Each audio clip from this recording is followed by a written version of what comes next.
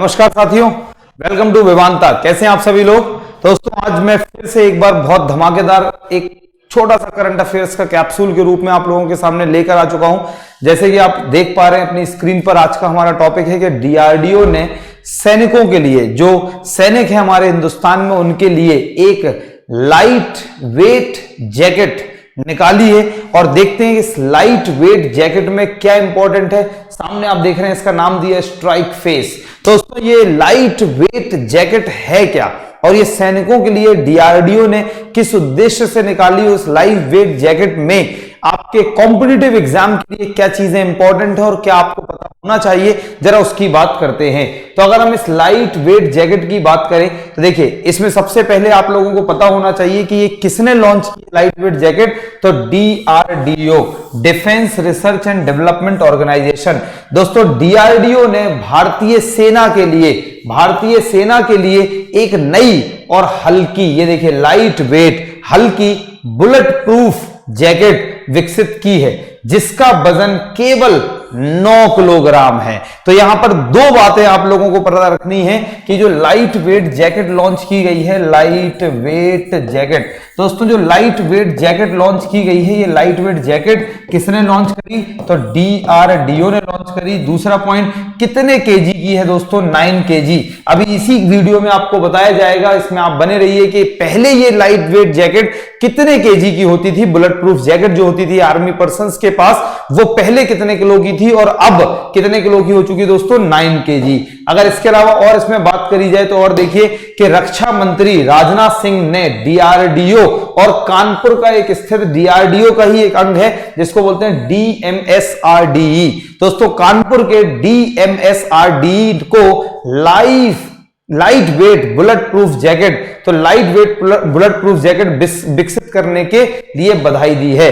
तो अगर आपके एग्जाम में दूसरा क्वेश्चन यहां से क्या फंसेगा, तो हमारे जो वेदांता पर सिर्फ मेन चीज है, तो जो हमारा नारा है दोस्तों शून्य से शिखर तक, वो सिर्फ उसका उद्देश्य ये है कि आपको एग्जाम ओरिएंटेड कंटेंट पढ़ाया जाए, वो चीजें पढ़ाई जाए जो एग्जाम में आती हैं और जो एग्जाम के लिए बहुत ज्यादा इंपॉर्टेंट है।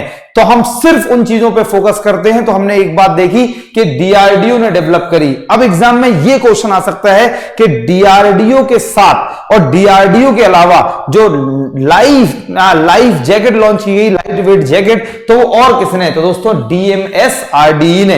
यह क्वेश्चन आ सकता है दोस्तों कि डीएमएसआरडीई जो डीआरडीओ का अंग है, ये कहां स्थित है। तो तीसरा पॉइंट भी मिल गया, कहां पर स्थित है दोस्तों, कानपुर में स्थित है। नेक्स्ट अगर मैं इसके आगे बात करूं दोस्तों, देखिए अब क्या है। जैसे आप लोगों ने देखा कि कोविड के समय पर, जब लास्ट ईयर कोविड का समय चल रहा था, तो निर्मला सीतारमण देश की जो वित्त मंत्री, उन्होंने कहा कि आत्मनिर्भर भारत। दोस्तों अब आत्मनिर्भर भारत और मोदी जी का जो अभियान है आत्मनिर्भर भारत, तो ये आत्मनिर्भर भारत की जब हम बात करते हैं तो India should be self dependent, self reliant, self sufficient, resources हो, सेल्फ डिपेंडेंट हो हम लोग। तो इसलिए आत्मनिर्भर भारत के सपने को साकार करने के लिए भारत को इस तरह के नवीन उत्पादन, डिजाइन और विकास करने की जरूरत है। तो अगर हम इस लाइट वेट जैकेट की बात करें तो ये जो लाइट वेट जैकेट है, ये कहीं ना कहीं हमारे हिंदुस्तान में आत्मनिर्भर भारत को भी आगे बढ़ाने में योगदान दे रहा है ना।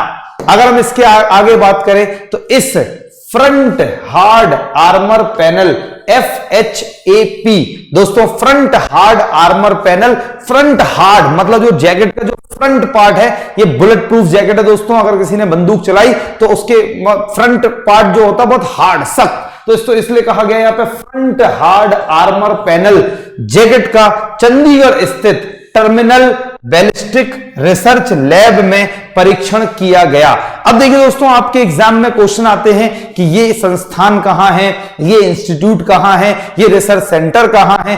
ऐसे क्वेश्चंस आप लोग कई बार देखते हैं। तो आखिर ये क्यों पूछे जाते हैं, तो मैं आप लोगों को बताना चाहता हूं कि सिर्फ एग्जामिनेशन के पैटर्न को क्रैक करना सीखो, अगर सच में कॉम्पिटिटिव एग्जाम को क्वालिफाई करना है तो। और उसका तरीका क्या है दोस्तों, अब ये इतने सारे रिसर्च सेंटर्स हैं, सोच के देखो, इतने सारे इंस्टीट्यूट हैं, इतने सारे संस्थान, इतने सारे अलग अलग जगह बने हुए हैं। तो अब एग्जाम में कौन सा पूछा जाएगा, तो ज्यादातर वही चीजें एग्जाम में पूछी जाती हैं जो रिसेंटली अभी सुर्खियों में रही हैं। तो अगर आप लोगों से ये पूछ लिया जाए कि ballistic research lab terminal ballistic research lab कहां स्थित है? दोस्तों ये चंडीगढ़ में स्थित है। और अगर इससे ये क्वेश्चन पूछ लिया जाए कि जो लाइट वेट जैकेट बनाई गई है डीआरडीओ के द्वारा, और दोस्तों वो जैकेट का परीक्षण कहां किया गया, तो दोस्तों इसका जो परीक्षण है वो टर्मिनल बैलिस्टिक रिसर्च लैब में किया गया, जहां यह संबंधित BIS, दोस्तों आपको पता होगा BIS, bureau of Indian standard, तो जो BIS है, ब्यूरो ऑफ इंडियन स्टैंडर्ड, ये परीक्षण के मानकों का दावा करके इसके पास सफल असफल का वो बताती है। जैसे कोई भी चीज बनी, जैसे मान लो डिजिटल बोर्ड बना, तो ये डिजिटल बोर्ड सही है नहीं है, तो इसको BIS मार्क मिलेगा, that is called bureau of Indian standard, right ना। तो BIS मानकों पर खरी उतरी है। तो इस स्लाइड से आप लोगों को सिर्फ एक बात याद रखनी है, और वो ये कि जो टर्मिनल बैलिस्टिक रिसर्च लैब है ये कहां स्थित है? चंडीगढ़ में। पॉइंट नंबर 2, यहां क्या किया गया? तो लाइट वेट जैकेट जो अभी रिसेंटली डीआरडीओ ने बनाई है, तो दोस्तों उसका यहां पर परीक्षण किया गया और ये यहां पर सफल रही है इस परीक्षण में ना।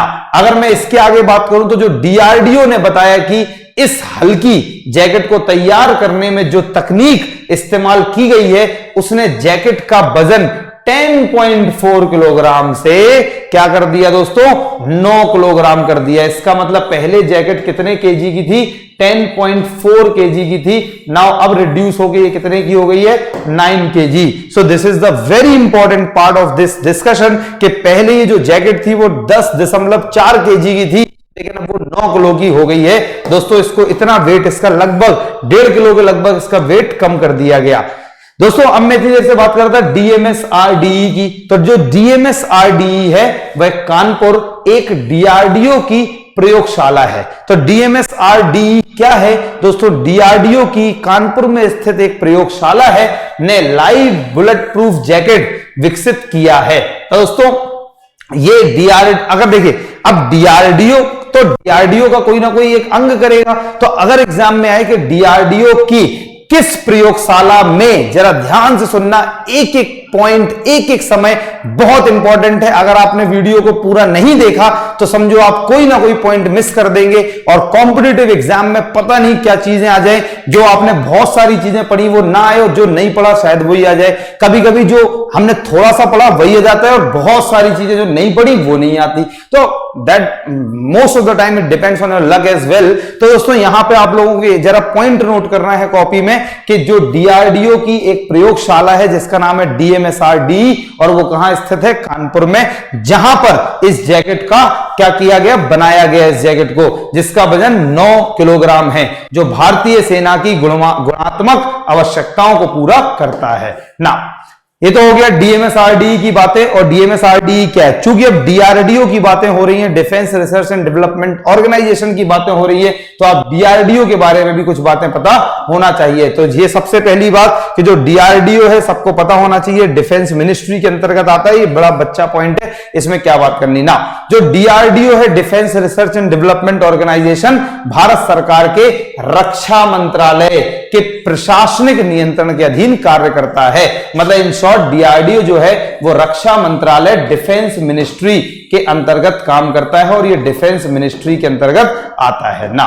Next point, the very important point, DRDO अत्याधुनिक, मतलब जो एडवांस्ड, अगर हम बात करें जो लोग इंग्लिश में पढ़ते हैं, चूंकि इंग्लिश में यहां मैंने हिंदी में लिख रखा है, तो जो एडवांस्ड एंड महत्वपूर्ण इंपॉर्टेंट डिफेंस प्रौद्योगिकी, जो इंपॉर्टेंट डिफेंस टेक्नोलॉजी है, उसका एक इंस्टीट्यूट है एक डीआरडीओ में।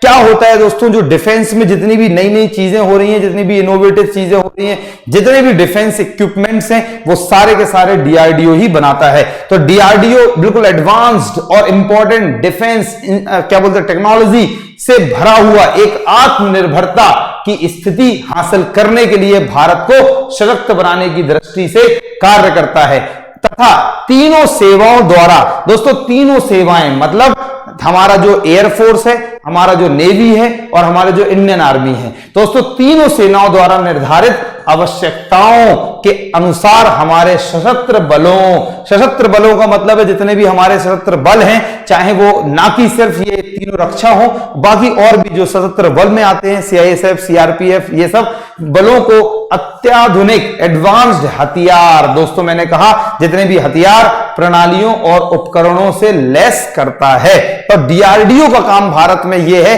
कि हमारे हिंदुस्तान में जितने भी पैरामिलिट्री फोर्स हैं या जितने भी मिलिट्री फोर्स हैं, इन सब को जो हथियार बनाने के काम है वो कौन करता है? डीआरडीओ करता है ना। इसके अलावा अगर मैं बात करूं बिल्कुल थोड़ी सी और लास्ट पॉइंट है इसका कि अब डीआरडीओ की बातें हो रही तो डीआरडीओ में यह भी पता होना चाहिए कि डीआरडीओ के इस समय चेयरमैन कौन है। तो चेयरमैन है डॉक्टर जी सतीश रेड्डी। तो डॉक्टर जी सतीश रेड्डी इस समय डीआरडीओ के चेयरमैन हैं।